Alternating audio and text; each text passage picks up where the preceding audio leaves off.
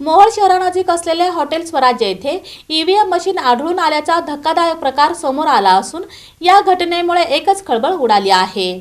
मोहोळ शहरानजीक असलेल्या हॉटेल स्वराज्य येथे ईव्हीएम मशीन आढळून आल्याचा धक्कादायक प्रकार समोर आला असून या घटनेमुळे एकच खळबळ उडाली आहे।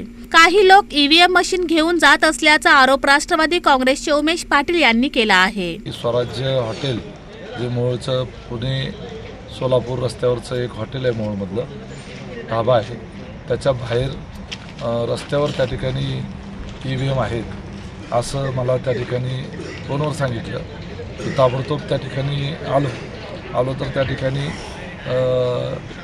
संबंधित ईव्हीएम त्या ठिकाणी रस्त्यावर असल्याचं निदर्शनाला आलं। ताबडतोब आम्ही पोलिसांना, जिल्हाधिकाऱ्यांना आणि संबंधित आरो ऑफिसरला त्या ठिकाणी कळवलं। आरो मॅडम पण ताबडतोब त्या ठिकाणी आल्या। तिथं आल्यानं खूप मोठा जमा झाला आणि त्याच्यामध्ये एक अशी शंका निर्माण झाली की ईव्हीएम ही एवढी सुरक्षित वस्तू आहे की ती अशी बेवारस अशी कशा पद्धतीनं बाहेर आली। घटनेची माहिती मिळताच उमेश पाटील यांनी घटनास्थळी धाव घेऊन संबंधित व्यक्तींना जाब विचारला। दरम्यान तहसीलदार सचिन मुळीक यांनी सदर ईव्हीएम मशीन या अतिरिक्त व राखीव स्वरूपातील असल्याची माहिती दिली आहे। निवडणूक निर्णय अधिकारी सीमा होळकर या देखील घटनास्थळी दाखल झाल्या होत्या। प्रशासनाच्या वतीने मशीन सुरक्षित असून कोणताही गैरप्रकार झाला नसल्याचा दावा करण्यात आला आहे। त्या व्यक्तीने जे कोणी ड्रायव्हर होते त्यांनी गाडी खाली झाली समजून ते जेवायला म्हणून तिकडे किंवा कशाला माहीत नाही, पण ते कशाला तरी ते बाहेर गेले गाडी घेऊन।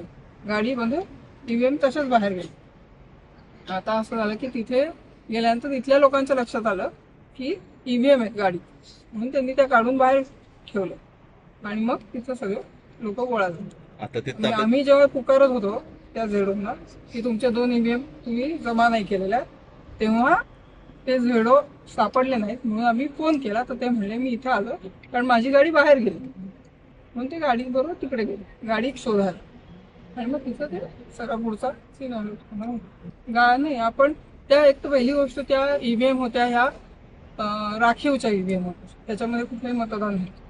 आपल्या ज्या मतदान झालेल्या ईव्हीएम होत्या त्या ऑलरेडी माझ्या ताब्यात सगळ्या आल्या होत्या। आम्ही ती स्ट्रॉंग रूम सुद्धा सील केलेली ऑलरेडी केलेलीच होती, फक्त राखीवचा आम्ही हिशोब लावत होतो तेव्हा ही घटना घडली आहे।